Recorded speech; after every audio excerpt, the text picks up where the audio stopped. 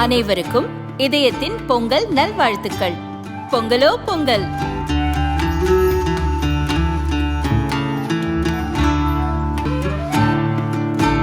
அனைவருக்கும் இதயம் மந்த்ராவின் பொங்கல் தின நல்வாழ்த்துக்கள்.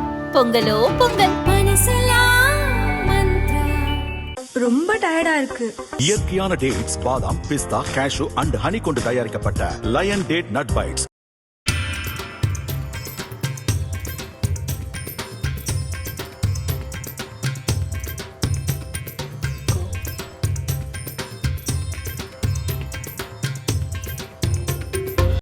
பாரதிய ஜனதா மூத்த தலைவர் ஹெச் ராஜா காரைக்குடியில் உள்ள பண்ணை வீட்டில் மாட்டுப் பொங்கல் கொண்டாடினார். மாடுகளை அவரே குளிப்பாட்டி மாலை அணிவித்து அலங்கரித்து பொங்கல் படைத்து பூஜை செய்து வழிபட்டார்.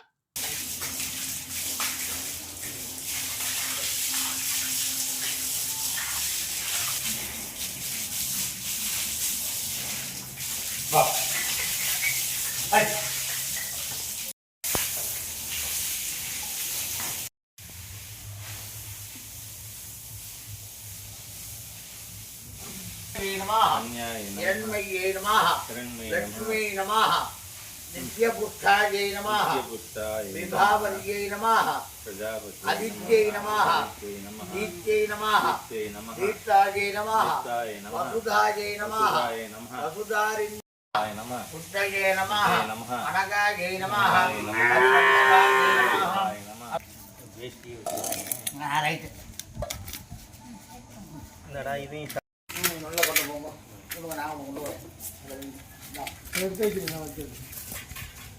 பிரதமரை வரவேற்கும் பேனரில் டிடிவி தினகரன் படம் இடம்பெற்றிருப்பது பற்றி கேட்டபோது அவர் கூட்டணிக்கு வருவதை விரும்புவதாக ஹெச் ராஜா கூறினார்.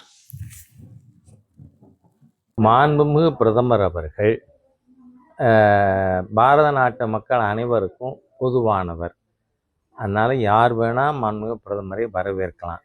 ஆனால் அதே சமயத்தில் தமிழகத்தில் தேசிய ஜனநாயக கூட்டணிக்கு தலைமையேற்று நடத்துகின்ற அகில இந்திய அண்ணா திராவிட முன்னேற்ற கழகம் யார் யார் கூட்டணியில் இருக்கணும்னு மத்திய பிஜேபி தலைமையை கன்சல்ட் பண்ணி முடிவெடுப்பாங்க.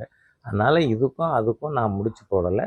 ஆனால் விரும்புகிறோம், திராவிட முன்னேற்ற கழகத்திற்கு எதிரான சக்திகள் ஒருங்கிணைந்து இந்த தீய சக்தி திமுகவை அரசியல் களத்திலிருந்து அப்புறப்படுத்த வேண்டும் என்று தமிழக மக்கள் அனைவரும் விரும்புகிறார்கள். அதை பிரதிபலிக்கிற மாதிரி கூட இதை நாம் எடுத்துக்கலாம். தமிழகத்தில் இருக்கின்ற திமுக, காங்கிரஸ் போன்ற கட்சிகள் ஜல்லிக்கட்டுக்கு விரோதமானவர்கள், தமிழக மக்களின் பண்பாடு கலாச்சாரத்திற்கு எதிராக செயல்பட்டவர்கள். ஆனால் தமிழ் உணர்வுகளுக்கு, விவசாயிகளுக்கு, ஜல்லிக்கட்டுக்கு எதிராக செயல்பட்டவர்கள் கூட இன்று அதற்கு ஆதரவாக செயல்பட வேண்டிய ஒரு சூழ்நிலை உருவாகி இருக்கிறது.